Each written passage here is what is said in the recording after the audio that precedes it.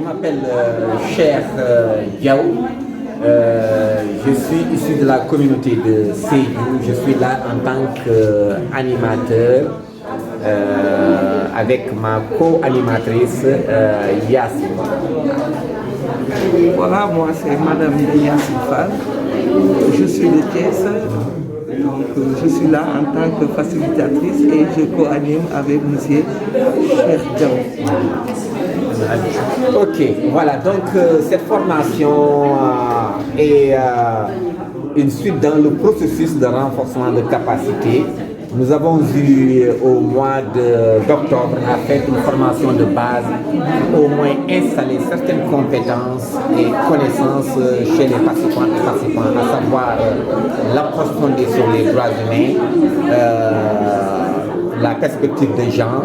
Il fallait au moins leur montrer quels sont les éléments clés qui peuvent aider à faciliter l'approche fondée sur les droits humains et aussi à discuter autour d'un certain nombre de concepts, à savoir le genre même, l'égalité de genre, l'équité et autres aspects qui peuvent contribuer véritablement à pouvoir leur donner des outils, des compétences et des habiletés pour pouvoir conduire des actions communautaires dans leur communauté respective. Cette seconde formation, c'est dans le processus de renforcement de capacité pour pouvoir permettre aux différentes participants et participantes à pouvoir mener des actions qui feront progresser l'égalité de genre dans une situation d'éducation aux droits humains dans leur communauté respective, bien entendu en intégrant la perspective genre. En quoi faisant, Yassine, je termine par là si vous voulez, en suscitant chez eux vraiment une réflexion très critique et profonde pour déjà savoir quelle est la situation idéale qu'ils souhaiteraient en tout cas dans leur communauté respective pour pouvoir lutter contre les inégalités et les violations qui plombent la participation des femmes et des filles, mais aussi qui font que les aspects de discrimination persistent dans leur communauté. Et c'est ainsi vraiment qu'on s'est appuyé déjà sur les connaissances qu'ils ont acquises sur l'intégration de l'approfondissement sur les droits humains et aussi sur le genre pour pouvoir affiner des actions qui vont véritablement contrer les violences basées sur le genre, notamment dans les milieux éducatifs. Voilà, merci.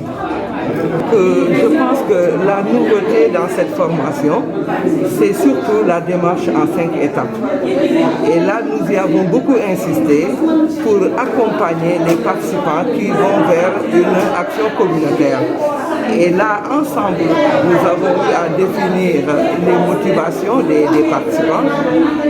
Après, donc, il fallait vraiment explorer le contexte de l'égalité de genre au sein de leur communauté, mais surtout visualiser les changements souhaités en quoi faisant, donc identifiant le problème qui est vraiment un obstacle au respect des droits humains, bien identifier les problèmes, l'analyser en parlant de ses causes, de ses conséquences, mais c'est surtout insister sur les causes, parce que c'est vraiment ces causes bien identifiées qui permettent de régler en tout cas une bonne fois pour toutes ces problèmes qui sont vraiment une violation flagrante des droits humains.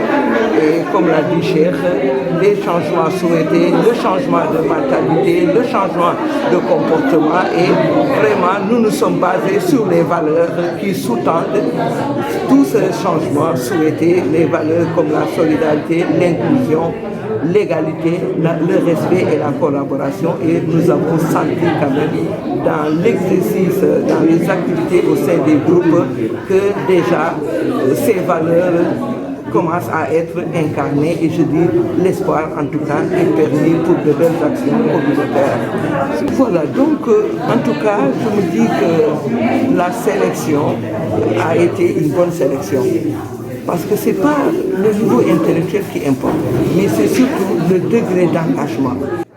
pratiquement toutes les communautés travaillent sur le harcèlement, on a vu quand même des échanges qui ont permis aux uns et aux autres non seulement d'affiner leur action communautaire, mais surtout certains même sont revenus sur la problématique qu'ils avaient pris au départ, et cela c'est grâce aux échanges qui ont quand même permis de travailler dans une ambiance bon enfant. Donc nous avons la communauté de Sédhiou, nous avons la communauté de Noto, la communauté de Thiès et celle de Pikine. Mais on ne sent pas quand même parce que les gens travaillent, collaborent et ils s'entraident. Et je pense que c'est là où le fait de démarrer par les valeurs, d'où l'importance quand même d'avoir démarré par les valeurs, parce que les valeurs sont toujours là comme pour rappeler à l'ordre. Et on leur a demandé maintenant, dans leur activité communautaire, d'intégrer quand même la nouvelle norme qui est la COVID quand même.